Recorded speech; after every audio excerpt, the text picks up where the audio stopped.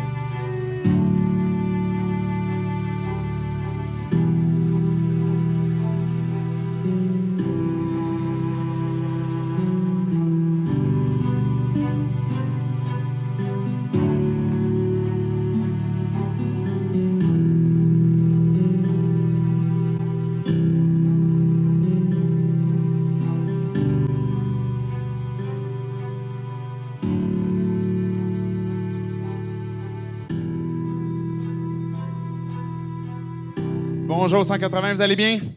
Oui, je suis content de vous accueillir. Je m'appelle David Chouinard, je suis pasteur de l'Église.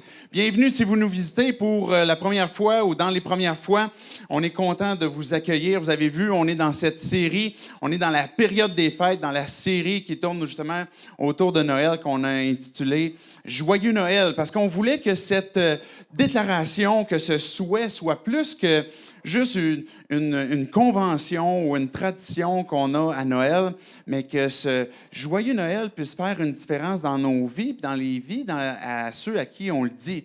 Parce qu'on croit qu'il y a un côté où il y a de la joie qu'on peut découvrir à travers cette histoire de Noël. Daniel, qui a porté l'enseignement la semaine passée, nous a apporté justement ces éléments-là qu'on peut découvrir la joie à travers Jésus-Christ qui nous a été donné et qui est venu qui nous a été donné par le Père et que cette bonne nouvelle transforme les vies. Le petit vidéo que vous avez vu, si vous avez lu, mentionne justement que le tout premier Noël n'avait rien pour être joyeux comme tel parce qu'il y avait beaucoup de détresse humaine, mais en même temps, il est en train de se passer quelque chose de magnifique, quelque chose de beau. Et qu'encore aujourd'hui, en 2017, on célèbre et qu'on veut se souvenir. J'ai annoncé la semaine passée qu'on aurait ce matin un discours un peu différent. On a une entrevue ce matin avec une femme que je vais vous présenter dans quelques instants, dans quelques secondes, qui est Jackie Fearman.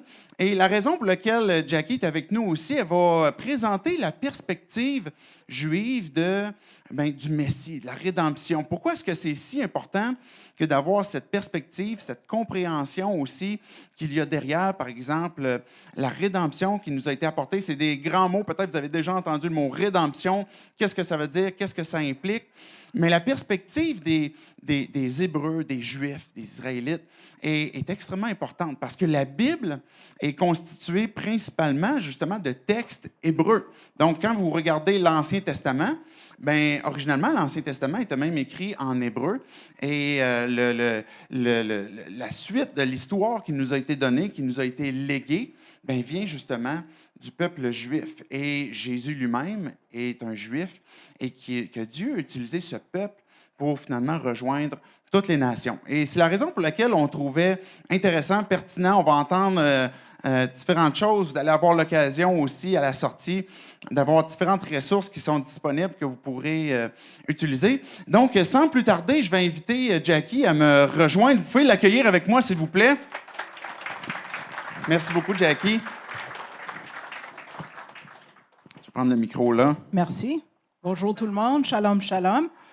Tu peux t'asseoir ou je ne sais pas si tu préfères rester debout, comme tu veux. Mais sinon, ce que j'ai pensé, premièrement, je ne voulais pas trop vous la présenter parce que je voulais qu'elle puisse se présenter elle-même. Donc, Jackie, si tu veux bien commencer en expliquant finalement qui tu es, ton origine, qu'est-ce qui t'a conduit à faire ce que tu fais aujourd'hui? Bon, excuse-moi, là, je parlais fort pour... c'est mon nom. Bon, j'espère que je vais pouvoir... J'ai tellement crié à cause de la musique forte là, que j'ai plus de voix. Aïe, aïe. Quel hasard de travail. Oui, je suis née aux États-Unis. Je suis américaine de naissance, canadienne par choix. Je suis venue... je peux le dire comme ça au Canada. Je suis venue au Canada uniquement pour apprendre le français en 87, pour retourner à mon pays bien-aimé d'Haïti, où j'ai travaillé pendant un bout de temps, puis ils voulaient que j'apprenne le français. Donc, mais après 30 ans, je suis restée prise dans la neige de Sibérie. Et puis, mais j'ai été élevée dans une famille juive. Je veux dire, c'est quoi un juif? Vous aurez des feuilles à la fin de la rencontre qui va vous expliquer en long et en large, mais sans trop de détails quand même, c'est quoi un juif? Qu'est-ce qu'un juif? Qu'est-ce qu'un gentil? Juste parce que je suis juif, ça ne veut pas dire que je ne suis pas gentil. Hein? Okay. J'ai expliqué à Jackie, justement, que je reçois, je ne sais pas si vous entendez souvent ces questions, peut-être que vous les avez aussi, mais je reçois régulièrement des questions à savoir, mais c'est quoi dans le fond un juif? C'est quoi un hébreu? Ou c'est quoi un juif messianique aussi? C'est une question qui revient. Fait que si tu veux prendre aussi quelques minutes pour nous expliquer qu'est-ce que c'est. Oui, un juif, c'est quelqu'un qui est issu d'une nation, c'est une race. Il y a une vieille blague qui dit, si tu demandes à deux juifs de définir c'est quoi un juif, tu vas avoir 3 opinions. Donc, même le Parlement israélien, le Knesset, avait de la difficulté à trancher là-dedans, donc imagine pour vous autres.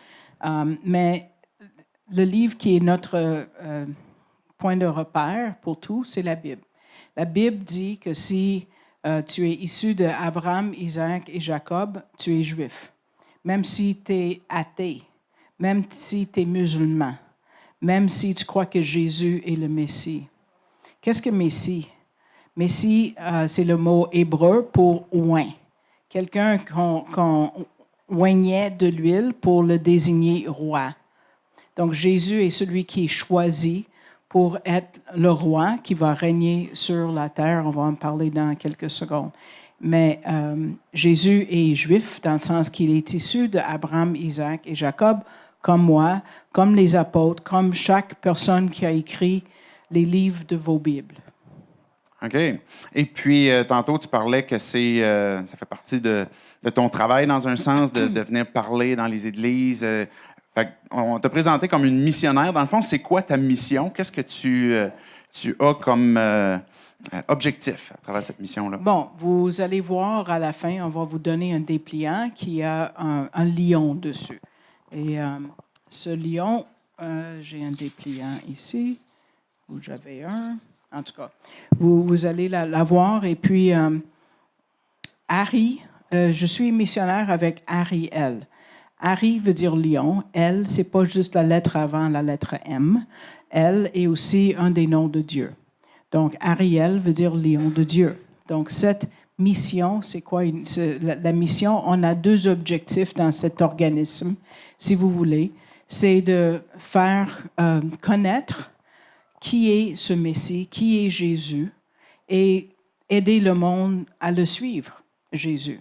On peut utiliser les mots évangélisation et faire des disciples, mais moi, je peux dire aussi, ça veut dire faire connaître qui est le Messie d'Israël qui est venu mourir et payer le prix pour les péchés du monde entier, pour reprendre en relation le monde entier, ceux qui choisissent de recevoir ce cadeau-là. Ça, c'est de donner la bonne nouvelle aux gens que c'est possible. C'est ça une très bonne nouvelle. Et aussi pour aider les gens à le suivre, parce que c'est une affaire de naître dans ce monde, c'est une autre affaire de maturer. Donc, si tu veux maturer dans le monde, quand j'apprenais le français dans mes cours de civilisation québécoise, on m'a parlé d'avoir les yeux dans la graisse de bine. Là, je ne comprenais rien. Tire-toi une bûche. Tu sais, je ne comprenais rien. Il faut comprendre la culture québécoise pour savoir d'où sortent ces expressions-là. Si vous voulez comprendre votre Bible en profondeur, il faut comprendre la culture. Tandis que même moi, en tant que Juive, née, il n'y a pas si longtemps que ça, j'approche les 60 ans, là, je n'ai pas envie, mais bon. Si tu veux comprendre, quand Jésus dit il faut naître de nouveau, il faut savoir qu'à l'époque de Jésus, pas faut savoir, mais ça aide, qu'il y avait 6 façons de naître de nouveau dans la culture juive de l'époque. C'est pour ça que Nicodème n'a pas dit que ça veut dire naître de nouveau. Il a dit, comment est-ce qu'on peut naître de nouveau? Une fois vieux. Ah! Donc, si vous voulez comprendre le fond de l'histoire de votre Bible, il faut comprendre les auteurs et leur culture, qui est toute juive de bord en bord. Oui. Hey, merci. Et puis, c'est ça, je sais que tu vas avoir sur ta table tantôt justement différentes études qui sont extrêmement intéressantes, que je vous encourage. Si vous voulez justement apporter un peu plus de compréhension sur votre lecture, là, il y a plusieurs études qui sont très intéressantes. Tu citais, Jackie, l'autre fois, quand on parlait ensemble, Romains 1,16, qui dit « En effet, je n'ai point honte de l'Évangile de Christ. C'est la puissance de Dieu pour le salut de tout homme qui croit, du juif d'abord, mais aussi du non-juif. » Donc, tu as cette mission d'apporter l'Évangile à ton peuple, les Juifs premièrement. Et à tous ceux qui respirent sur la planète. Oui, c'est ça. Avant qu'on aborde la question, justement, de l'histoire de la rédemption sur laquelle tu vas nous entretenir, il semble, je ne sais pas si vous suivez les nouvelles comme moi ces temps-ci, avec ce qui se passe à Jérusalem et puis ce que Trump a décidé avec comme capitale pour Israël. Il semble, en tout cas de mon point de vue, qu'il est en train de se produire quelque chose d'assez historique. Et je voulais avoir ton point de vue, Jackie, sur ce qui se passe justement en Israël avec Jérusalem actuellement.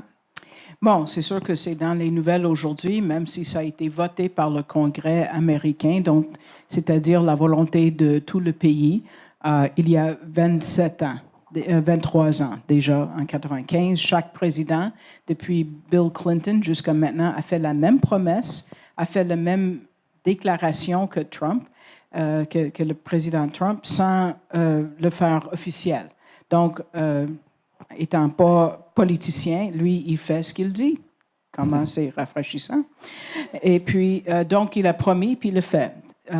Il a énoncé quelque chose qui est vieux de minimum 3000 ans, une réalité, que Jérusalem, c'est aux Juifs, c'est à Israël. Donc, c'est clair. Et pourquoi est-ce que c'est si contesté? Je voulais vous parler juste une minute de ça.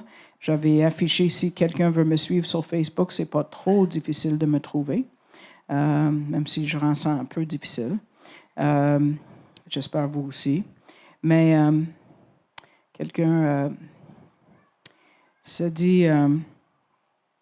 Israël et même, il y a des personnes qui disent que Jérusalem, bon, c'est une ville qui est vieille de 6000 ans, capitale d'Israël depuis 3000 ans, attaquée 52 fois, assiégée 23 fois, pillée 39 fois, détruite et reconstruite 3 fois, capturée et reconquise 44 fois. Pourquoi? C'est quoi l'importance de cette ville-là? C'est parce que en Zacharie 8, et Zacharie, c'est un petit prophète qui est très long, c'est 14 chapitres, et c'est pas petit du tout. Et puis, il parle beaucoup de Jérusalem. Donc, si vous voulez en savoir plus, c'est là où il faut plonger. Mais il dit en Zacharie 8, 2, « Ainsi parle l'Éternel des armées. » C'est pas n'importe qui, l'Éternel des armées. « Je suis ému pour Sion, ça veut dire Jérusalem, parce que c'est le mont Sion qui est à Jérusalem, d'une grande jalousie. Il veut le protéger. Et je suis saisi pour elle d'une grande fureur.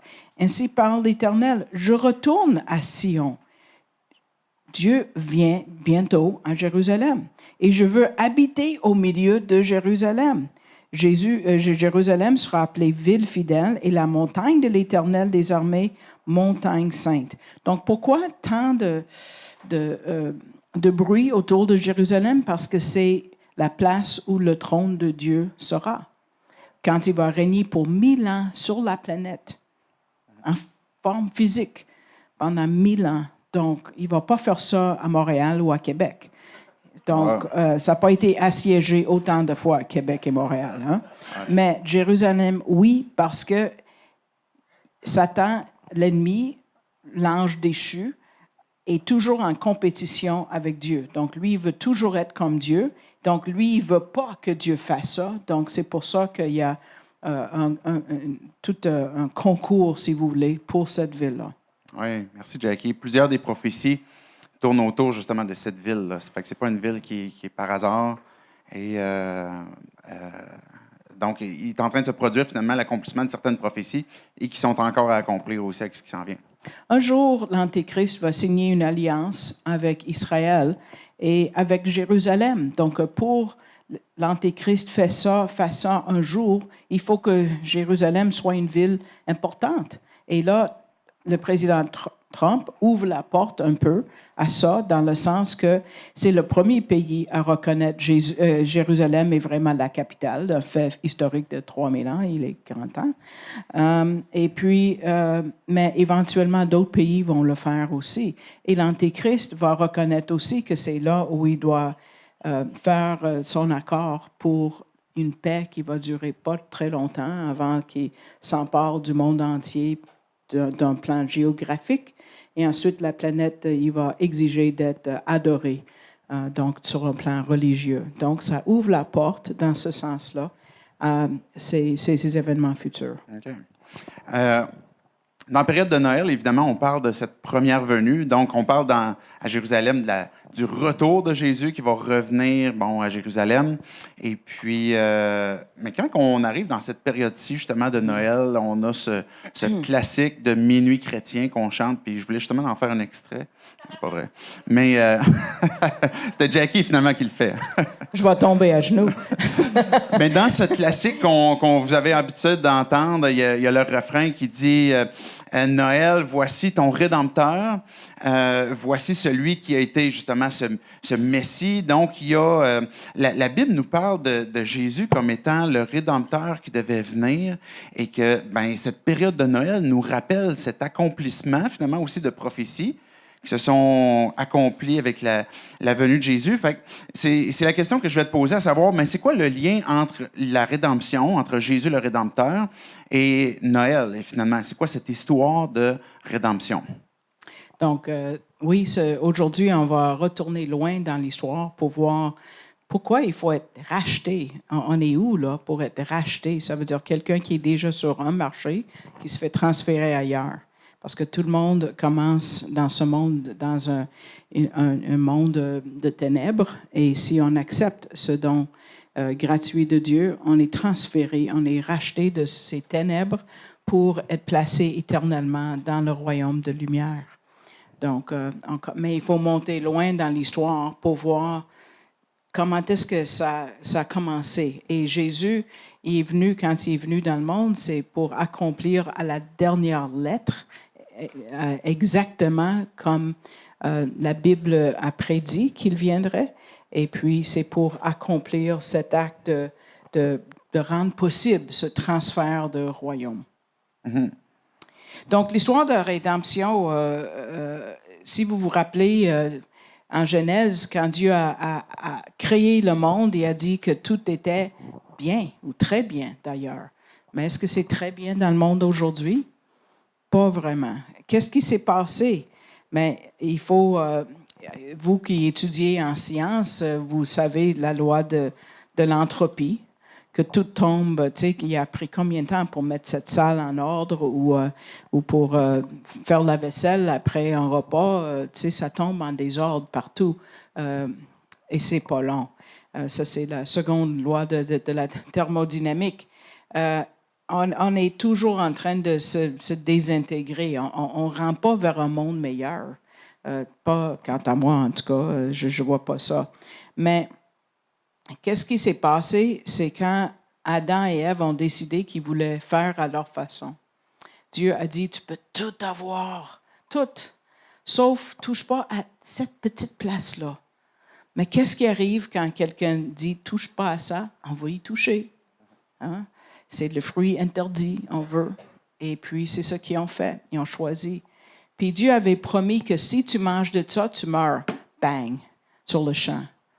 Mais Dieu, dans sa miséricorde, a décidé de ne pas faire mourir direct là, physiquement, Adam et Ève. Ils sont morts spirituellement, mais ça prenait une mort quelconque.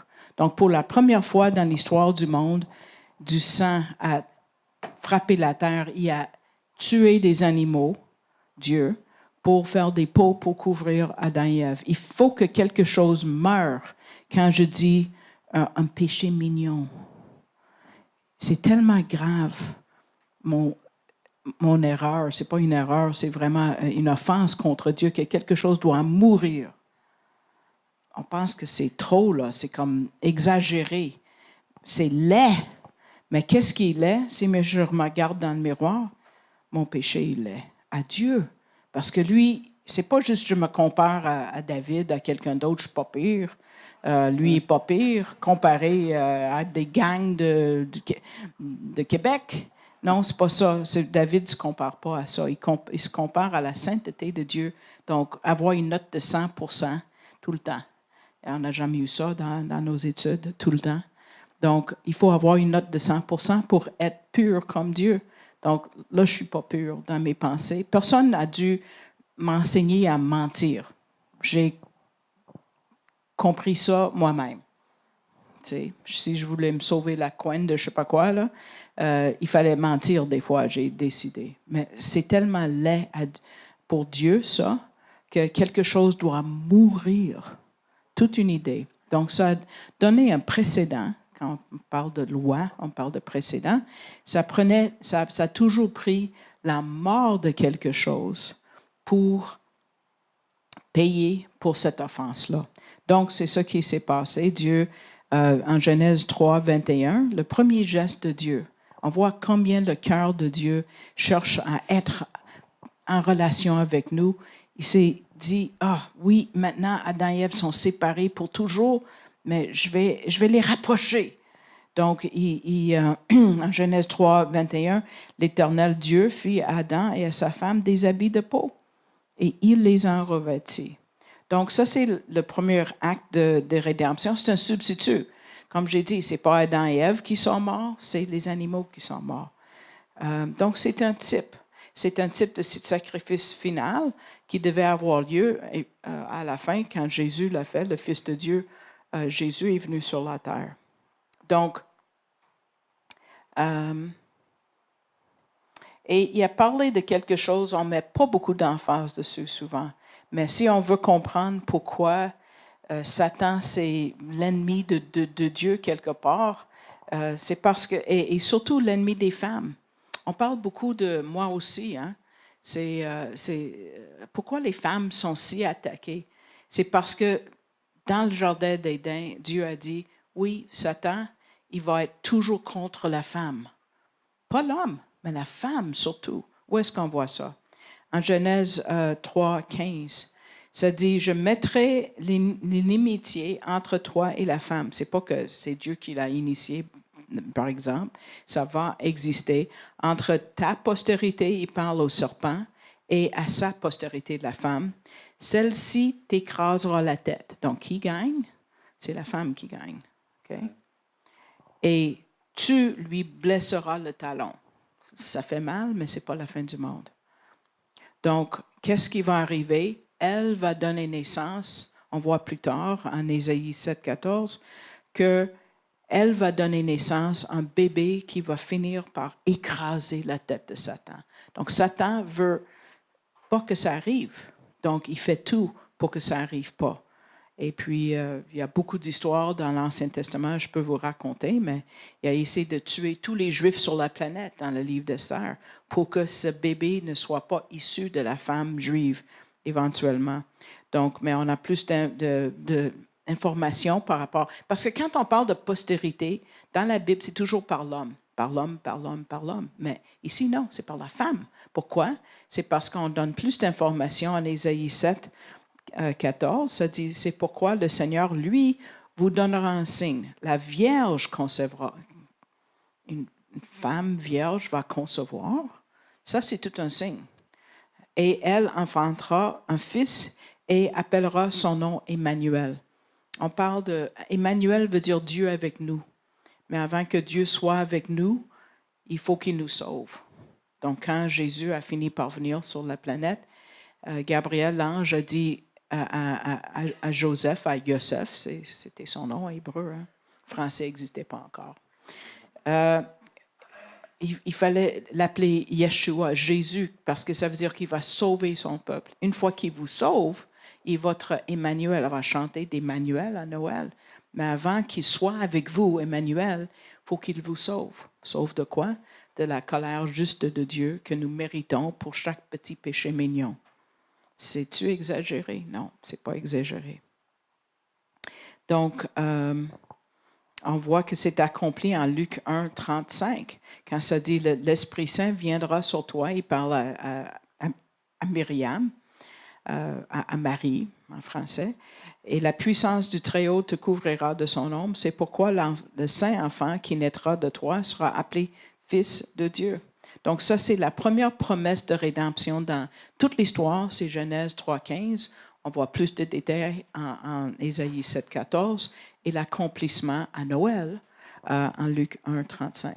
Et entre Luc et Ésaïe, il y a quand même quelques centaines d'années là, oui. que cette prophétie a été faite. Là. Oui, il y a à peu près 800 ans. Mm-hmm. OK. Oui. Donc, et on sait que Adam et Ève ont cru à cette première promesse parce que Dieu vient de dire, tu vas mourir à cause de cet acte de rébellion. Je t'ai tout donné et là, tu t'es tourné le dos contre moi.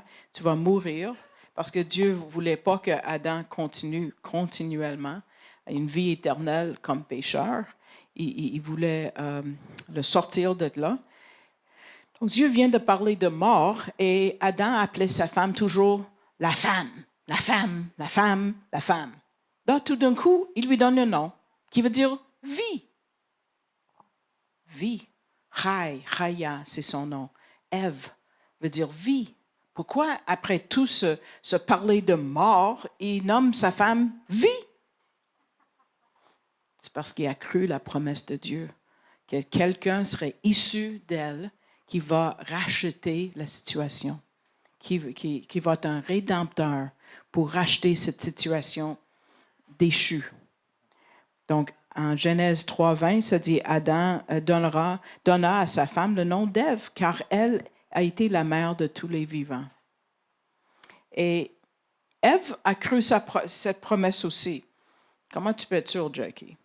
C'est parce que est-ce qu'Ève avait déjà eu un enfant avant d'avoir Caïn? Non, c'était son premier enfant. Donc, elle dit quelque chose de spécial.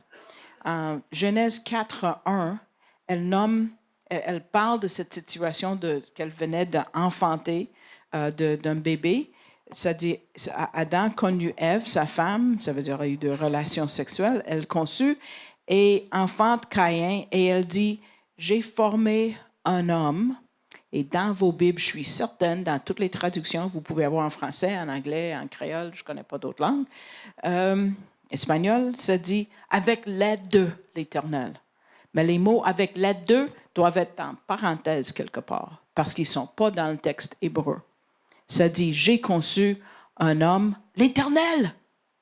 Elle pensait qu'elle venait d'enfanter du Rédempteur tout de suite. Qui va racheter toute cette situation, tout ce gâchis dans lequel il venait d'entrer. Mais parce qu'elle n'avait jamais eu de semences. Elle ne savait pas c'était quoi. Quelque chose est issu d'elle. Elle ne savait pas comment. Elle n'avait pas encore suivi son cours de sexualité humaine. Et puis, elle a eu un bébé, puis elle a dit « Ah, yay, c'est la solution! » Elle a cru la promesse. Son timing n'était pas correct, par exemple. Et puis, elle pense que c'est ça, même avec l'enfant qui suit, elle l'appelle vanité et que ça n'a pas marché. C'était pas l'enfant idéal que je viens d'avoir là. Donc c'était un peu trop tôt pour avoir le Rédempteur. Mais quand Dieu a offert cette peau d'animal pour les couvrir, on voit la base de tout le système de sacrifice que nous voyons en beaucoup, beaucoup de détails dans les 613 lois de la loi de Moïse. Et le résumé de tout ça, c'est Lévitique 17, 11. Et ça, c'est le passage le plus important de l'alliance que Dieu a fait avec, alliance, oui, vous comprenez le mot alliance, avec le peuple juif. En Lévitique 17, 11, ça dit « Car l'âme de la chair est dans le sang ». C'est pour ça que les Juifs ne mangent pas de viande saignante. Quelqu'un m'offre du bœuf tartare, là? Non, merci. Même si je suis libre maintenant, je peux le manger. Je vous l'ai donné sur l'autel, c'est-à-dire le sang, afin qu'il servît d'expiation, payé pour vos âmes, car c'est par l'âme que le sang fait l'expiation. Mais on sait qu'ailleurs dans la Bible, ça n'a pas vraiment payé pour les péchés. C'est toujours le sacrifice de Jésus qui paye pour nos péchés, mais il y avait un regard vers ce sacrifice ultime. Et quand on prend le repas du Seigneur, c'est avec un regard arrière sur ce sacrifice ultime. Donc déjà, vous voyez comment le repas du Seigneur ou la fraction du pain ou la Sainte Seine ou le nom que vous voulez donner, à ça, il y en a plein, est relié au plan de rédemption. OK? Parce que il y avait beaucoup, beaucoup de sacrifices, comme l'agneau. On va parler de l'agneau de Dieu. Jean le Baptiste, des fois à Montréal, quand on sort pour la Saint-Jean-Baptiste, il y a des gens qui sortent pour prendre un coup sur les plaines d'Abraham, par exemple. Okay? Mais Jean le Baptiste, en passant, il ne savait jamais qu'il serait appelé Baptiste, hein? Ou pentecôtiste ou d'autres choses. Là. C'est Yochanan qui immergeait. Bon, voilà son nom. Et Yochanan a dit, voici l'agneau de Dieu. Pourquoi agneau? Parce que dans les sacrifices du temple, il y avait toujours un premier sacrifice du jour et toujours un dernier. Comme comment on appelle ça, les choses qu'on met pour tenir les livres sur une tablette, là, qu'on n'utilise plus de livres de nos jours. Là. En tout cas, on dit bookend en anglais. Je ne sais pas. Des écailles. Donc, des écailles. Équerre. Équerre. Ah, OK, oui. Si quelqu'un a un meilleur mot, là, dites-le. Mais... donc, c'est quelque chose qui est du début de la tablette et à la fin de la tablette pour garder les livres. Le début et la fin. Ces sacrifices-là, dans la journée, le premier et le dernier, c'était un agneau. Qui est le premier et le dernier? C'est Jésus, l'alpha et l'oméga. Donc, avoir un agneau, c'était d'avoir toujours un regard vers Jésus, qui était celui qui allait nous racheter. Et l'agneau aussi évoque l'idée de pureté, quelque chose de blanc. Et Pierre, l'apôtre, nous le dit en 1 Pierre 1,19, le sang précieux de Christ comme d'un agneau sans défaut et sans tache.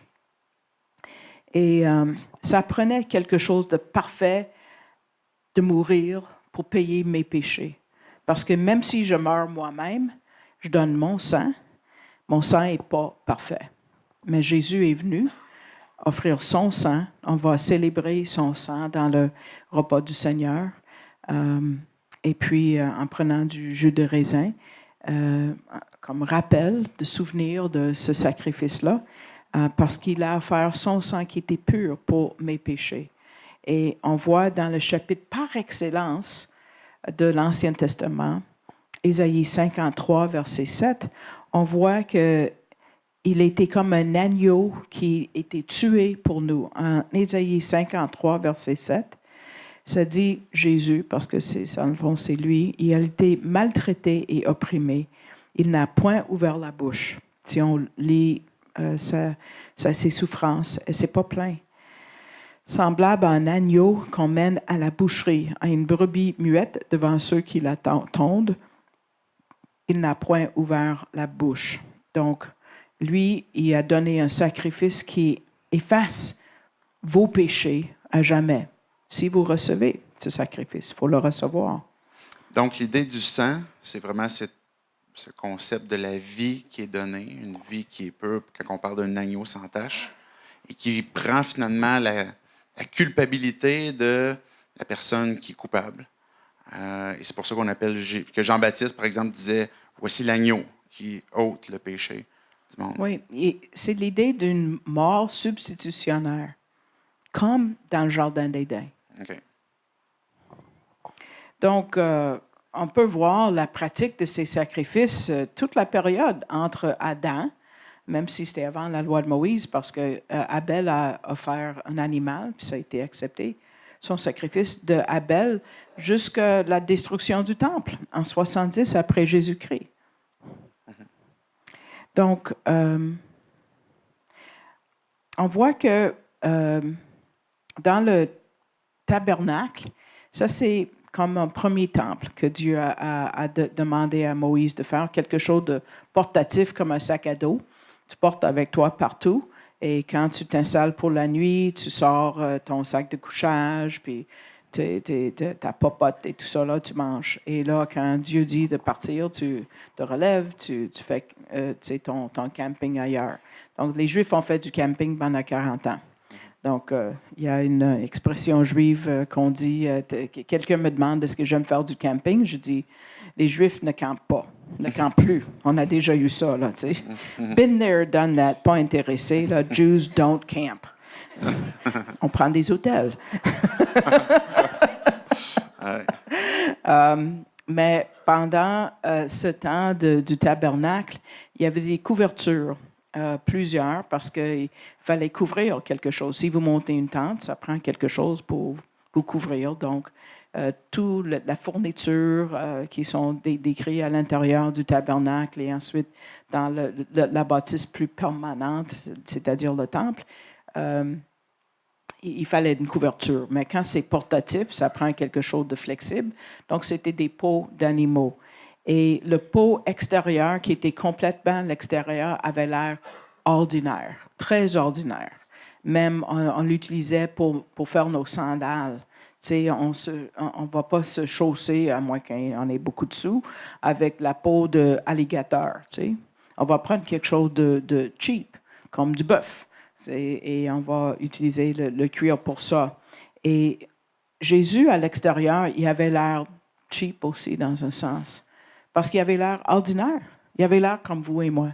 Il n'avait pas l'air de... Tu sais, vous voyez des tableaux de lui, puis il y a toujours de la lumière qui sort partout, puis des halos, puis des lumières de Noël autour, là, quand je vois quelques villes sur le chemin du roi. Là, moi, j'appelle ça Jésus avec les ampoules. Tu sais, ils mettent des ampoules tout autour de la tête de Jésus. Mais Jésus n'avait pas d'ampoules autour de sa tête. Des yeux bleus lumineux, là? Oh, vraiment pas. Un juif, ça n'a pas les yeux bleus? Non, d'habitude, non. Quoique mon père en avait. OK. Mais parce que Jésus s'est dit en Ésaïe 53, 2, il aurait l'air ordinaire. Parce que le temple et le tabernacle reflètent qui est Jésus. C'est dit en Ésaïe 53, 2, il s'est élevé devant lui comme une faible plante, comme un rejeton qui sort d'une terre desséchée. Il n'avait ni beauté, il n'était pas beau, ni éclat pour attirer nos regards, et son aspect n'avait rien pour nous plaire. Donc, toutes les images de Jésus, là, avec le...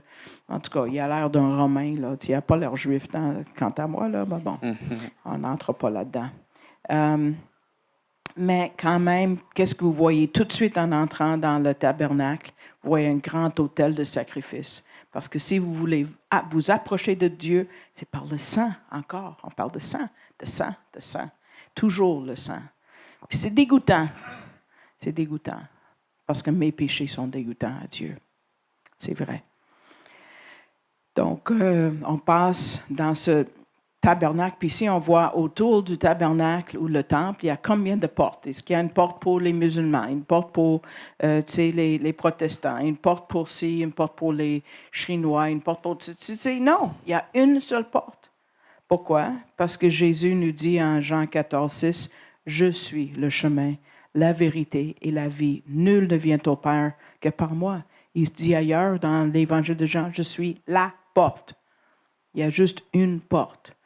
Et on peut juste entrer dans cette relation rétablie avec Dieu par Jésus. Aucune autre façon. Aucune autre façon. Donc, il y avait juste une porte. Et c'est ça l'image de comment s'approcher de Dieu. Mais j'allais dire aussi l'image du temple ou du tabernacle était pour justement avoir accès à la présence de Dieu, avoir accès à Dieu. Donc, ce que tu dis, c'est que le tabernacle était une image même de passer à travers la nécessité de passer à travers un sacrifice et puis, certains rituels de purification pour, après ça, arriver à la présence de Dieu. Et Jésus est la porte et le sacrifice. C'est les liens que tu fais avec cette idée pourquoi on peut avoir accès à Dieu. Là. Oui, uniquement par Jésus. C'est pas possible. Pas possible autrement. Si tu m'avais demandé il y a 44 ans, avant que je vienne à vraiment reconnaître Jésus comme mon Messie, et vous m'auriez de poser la question, est-ce que tu connais Dieu? J'aurais dit certainement. Mais le jour où j'ai dit, Dieu, j'ai besoin de Jésus comme sacrifice de payer pour mes péchés, après cette prière-là, mes yeux sont ouverts, je dis, c'est vrai que je ne connaissais pas Dieu, mais je ne savais pas que je ne connaissais pas Dieu. J'étais certaine que je connaissais Dieu, que j'avais un siège réservé au ciel en tant que juive en plus. Ce n'est pas vrai. Il y a une autre illustration dans la Bible. Il y avait un temps où les Juifs, et je ne vais pas entendre de commentaires, là, moi en tant que juive, je peux le dire, on se plaignait. Les Juifs sont des plaignards, je l'ai dit, OK? En sortant d'Égypte, où est l'ail? On n'a plus d'ail pour faire la bouffe comme on aime. Il n'y a pas d'eau, il n'y a pas de viande, il n'y a pas de ci, il n'y a pas de ça. Et bon, après la 10e fois qu'on s'est plaint, Dieu a dit, that's it, fini, vous allez tomber mort dans ce désert-là. Mais une des fois qu'ils se sont plaints, Dieu a dit, Dieu a envoyé des serpents pour les mordre, pour les faire revenir. Et puis les gens mouraient à cause de la morsure. Et ils ont dit, « Hey, Moïse, demande à Dieu qui nous enlève ça. » là. Moïse demande à Dieu. Dieu dit, « Non, non, je ne vais pas enlever ça. Mais toi, Moïse, tu vas faire un serpent en airain. Et tu vas le mettre sur un poteau. Et si les gens se tournent vers ce poteau-là avec le serpent, ils vont être guéris. » Mais combien de personnes ont dit « Ridicule. Ridicule. Je viens d'être mordu par cette affaire-là et ça fait tellement mal, mais je vais-tu regarder un morceau de métal sur un poteau pour être sauvé? » S'ils avaient dit ça, ils sont morts. Mais s'ils ont pris la décision de se tourner vers Dieu, là, il y aurait eu le remède. Vous pouvez penser que c'est ridicule de demander à Dieu pardon pour j'ai péché contre quoi? C'est quoi un péché d'abord? Et si vous vous tournez vers Dieu, c'est parce que c'est l'acte de se tourner. C'est repentir, se repentir, faire un 180. Avez-vous déjà entendu ça quelque part? Vous faites un 180, vous vous tournez, retournez. Le mot, c'est tchouva.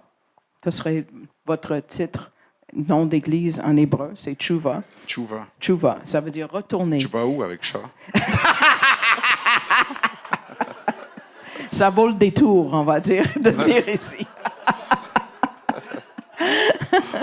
Donc, vous faites chemin arrière pour regarder ce serpent-là. Où est-ce que vous avez vu, vous autres, un serpent sur un poteau cette semaine? Exact, partout. Sur les ordonnances de médecins. Hein? Ça sort de loin. C'est l'histoire de la rédemption, vous le voyez, même les symboles de nos jours autour de nous. Bon. Ensuite, on voit que on a besoin de se tourner vers Dieu pour être sauvé, pour avoir ce sacrifice que lui a offert gratuitement pour nous. Et puis, Jésus reprend cette histoire-là du serpent quand il parle à Nicodème, l'homme juif par excellence. Si l'homme aurait pu produire un homme parfait, qui était vraiment parfait dans toutes ses façons, ça aurait été Nicodème. Selon l'histoire, on sait que son nom au complet, c'est Nicodème Ben Gurion. Et puis, sauf que même lui-même, il n'était pas à la hauteur. Il dit à Nicodème en Jean 3, 14, et comme Moïse éleva le serpent dans le désert, il faut de même que le Fils de l'homme, Jésus, soit élevé sur une croix, afin que quiconque croit en lui ait la vie éternelle. Et là, il dit ce que Dieu fait et ce que nous devons faire.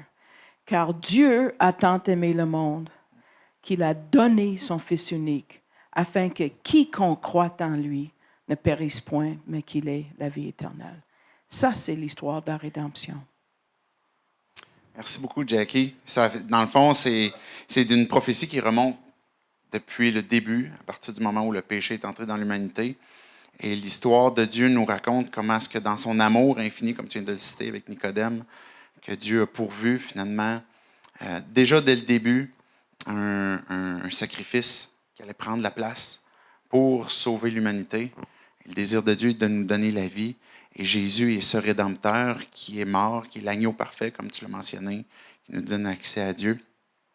Et merci parce que ça nous apporte justement cette perspective, la compréhension. Des fois, on entend parler des sacrifices, pourquoi ça existait, pourquoi est-ce que Jésus est mort. Des fois, on peut avoir la perspective comme quoi que la mort de Jésus était un échec. Des fois, c'est des choses qu'on entend, mais en même temps, ce qu'on comprend de l'histoire de Dieu, c'était une victoire. C'était quelque chose qui amenait finalement dans le plan de Dieu la victoire pour que nous puissions avoir la vie, que lui soit ressuscité aussi par après.